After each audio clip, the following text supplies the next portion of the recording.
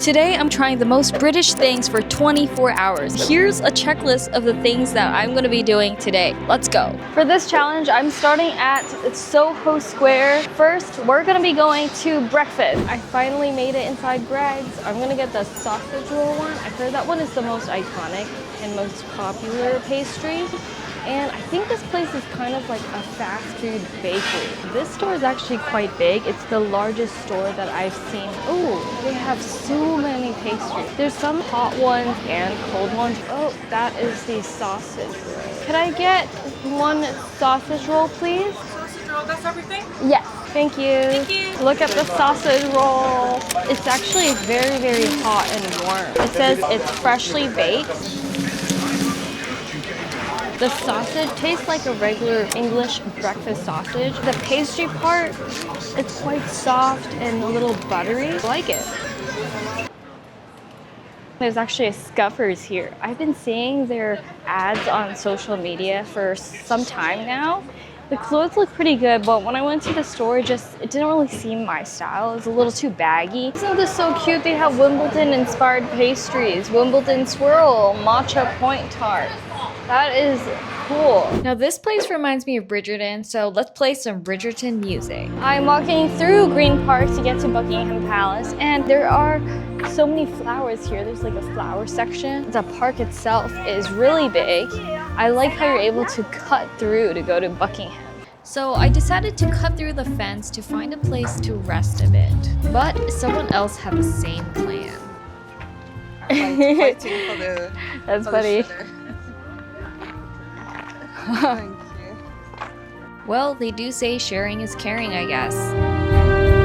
I finally made it to the Buckingham Palace. Look at this. There's actually so many people here taking photos, and it's actually very, very hot. It's like 30 degrees. A lot of tourists here as well. I see the guards standing there. It's crazy how they're able to stand there and not move for many hours. I don't think I could do such a job, but supposedly it is a great honor.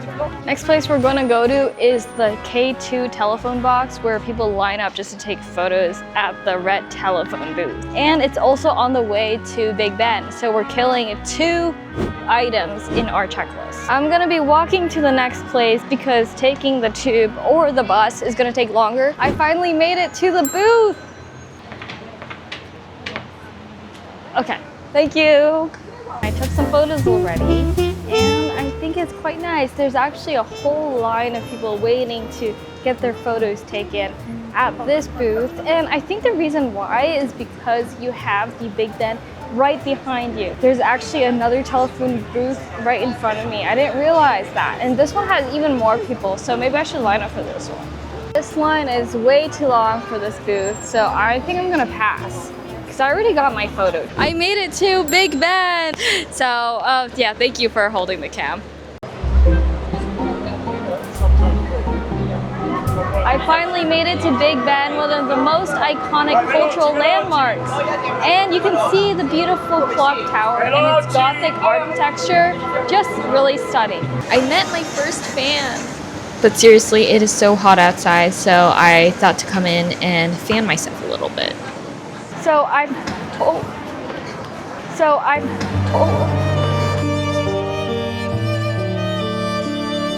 I actually recorded myself tripping, which is really, really embarrassing. And I didn't sprain my ankle, thank God. Okay, let's try that again. I just found a fish and chips restaurant. This one's Hobson's Fish and Chips, and it's only 7 minutes away by tube, so that's where I'm gonna be heading. Luckily, there's Pret here, and I think Pret is definitely a place to visit. I'm gonna just buy some still water, 2.8 pounds. I'd rather buy a big one than buy a small one for almost 2 pounds. I don't think you guys know how embarrassing that was. And then there was people saying, well, at least I have my water here. We need to go to the Circle Line via Victoria, and oh, the train's in 1 minute, we gotta run. I think we need to head towards eastbound platform 2. It's always so confusing with the tube here because there's just so many lines, and for each platform, sometimes there's 2 different trains that go to different routes. Oh, I think the train's here, we gotta run.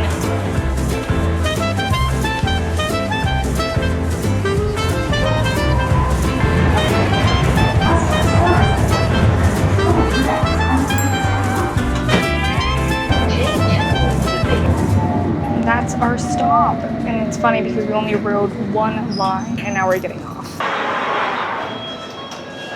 At this point, I probably should have just walked, but I didn't know when would be the next time I take the tube. Wow, this area is super nice. We are at Embankment Place. It says here we just need to keep walking straight to get to the restaurant. Oh, my friend who lives here said this cinnamon bun is really, really good. It's called Buns from Home, and they have a lot of interesting flavors. I really like this area. The roads are super wide, and there's just a lot of people. I think we're actually close to Chinatown. I see some Korean corn dogs right here. And then, ooh, donuts. Oh, I'm here. Hobson's Fish and Chips. This one was in my list. Let's go inside and check it out. It also says it's battered, gluten-free, vegan, and grilled. A lot of fish and chips options. Oh, you can actually choose what type of fish you want. It's actually quite pricey.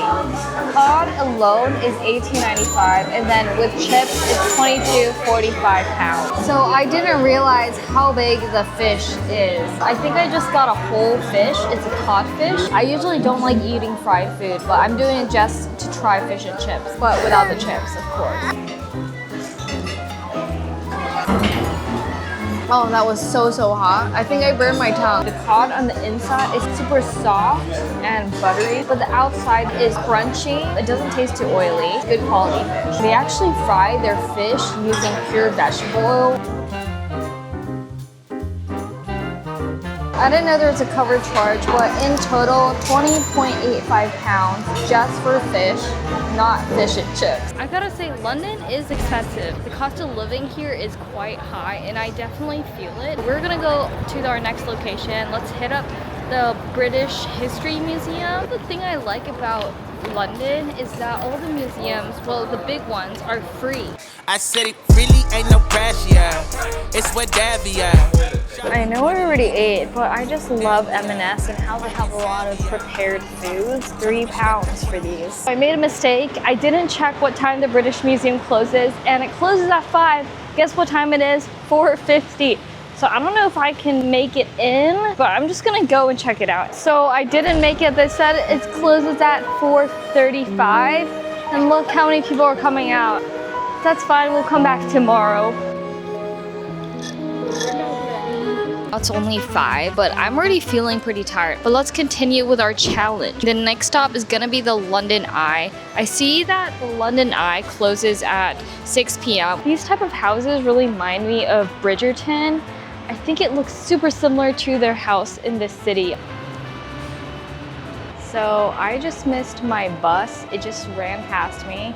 But it's okay, we're just gonna have to wait a couple minutes, hopefully. But that was bus 68. Goodbye. I'm gonna have to wait 10 more minutes to catch the next one.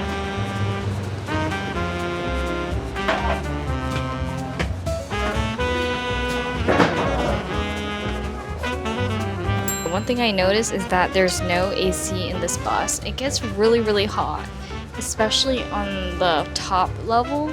However, I would say it's a pretty nice experience being so high up. We're gonna be on this bus for 30 minutes to the London Eye. It is actually really hot, holy moly. Honestly, it's so cool to see the city in this way because you're so high up on the bus that you just have a really good view of the street. I do actually feel some AC towards the back, but it's still very hot. Ooh, it's super bumpy.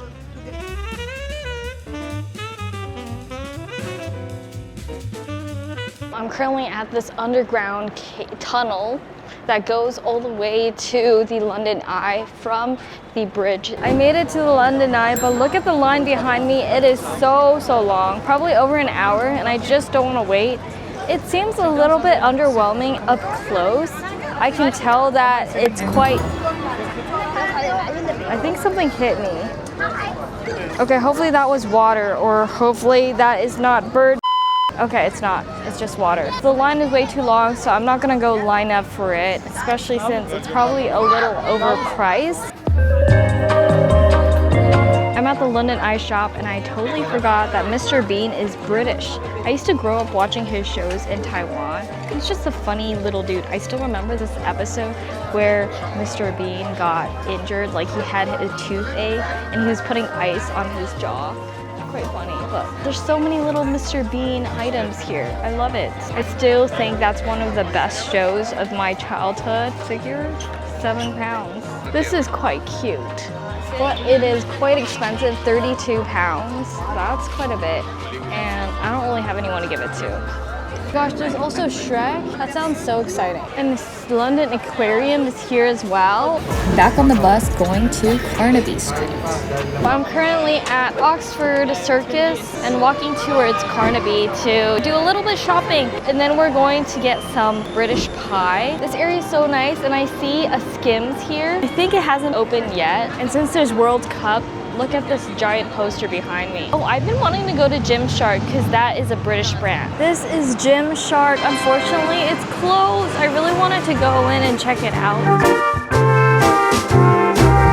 It's already 8:40 and the sun is still out. I'm currently at Carnaby Street and last time I came here in the weekend, there were just so many people. I like how there's a lot of boutique shops, clothing shops, coffee shops, but it's 8:40 p.m. so all the shops kind of closed down. Last time I came here at the weekend, there were so many people here, but today, less people. I'm heading towards Mother Mash Carnaby, which so happens to be at Carnaby Street. I'm finally at the Mother Mash Carnaby restaurant. They serve the traditional British pies, like the steak pie. Let's go in and check it out. It's £15.50 for a pie, and you can choose your own mash, your main pie or sausage, and then you choose your own gravy. I just got my pie and look at it. It's actually quite large for one person. So I got the steak and black heart stout pie. The server actually recommended I pair onion gravy with the steak. This is actually my first time having a British pie. I'm so excited to try it out. It actually looks very good.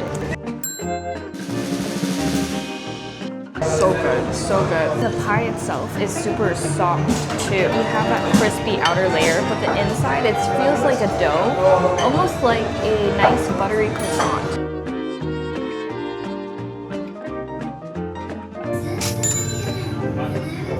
Guys, that steak pie was so good. I feel so full. I didn't finish all that mash or else it would have been too much for me. I've officially finished the challenge, although there was one item that I didn't manage to complete, which was the free museum.